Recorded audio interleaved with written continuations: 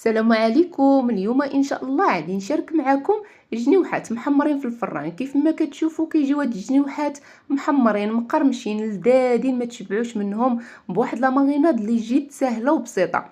كيف ما كتشوفوا راه كيجي واحد الطبق صراحه اللي لذيذ بزاف محمرين مقرمشين بدون اضافات.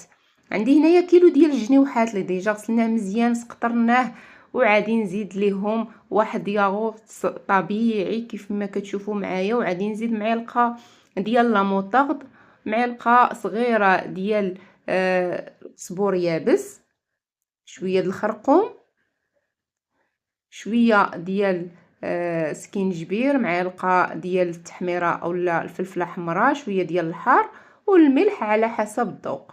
غادي نزيد واحد فص ديال الثوم، تقدروا ديروا الثومه بودره.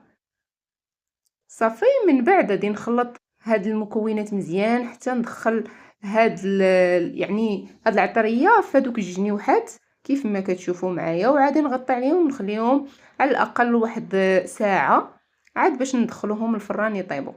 كيف ما كتشوفوا معايا من بعد ما غطيتهم وخليتهم يرتاحوا واحد ساعه، غادي نزيد لهم شويه ديال الزعتر. كيف ما كتشوفوا معايا اللي حكيتو عيبين يديا على هذا الشكل هذا. تقدروا ديروا اي اعشاب عندكم كتفضلوها تقدروا ديروها. انا كنضيف غير الزعتر وكيعطيهم واحد البنه اللي زوينه بزاف. هنايا درت فرشت بابي كويسو في اللاطه. غادي نستف هاد الجنيوحات هادو على هاد الشكل هذا، غادي نزيد عليهم خويط ديال الزيت المائده اولا الزيت العاديه كيف ما كتلاحظوا معايا، وعادي نغطي عليهم بابي كويسو وغنشعل عليهم الفران 300 درجه، يعني من التحت نخليهم حتى يطيبوا مزيان ويتحمروا من التحت، عاد باش نشعل عليهم الفران من الفوق ونخليهم حتى يتحمروا وياخذوا هذا اللون هذا المحمر. وكيجيو الصراحه لذاذين بزاف. الا صوبتهم المره الاولى فاكيد عادي الوليدات ديالكم يطلبوكم باش تعاودوا تصاوبوهم ليهم. كيف ما كتشوفوا كيجيو محمرين مقرمشين، واهم حاجه بدون اضافات اولا يعني قوه هذا المقادير.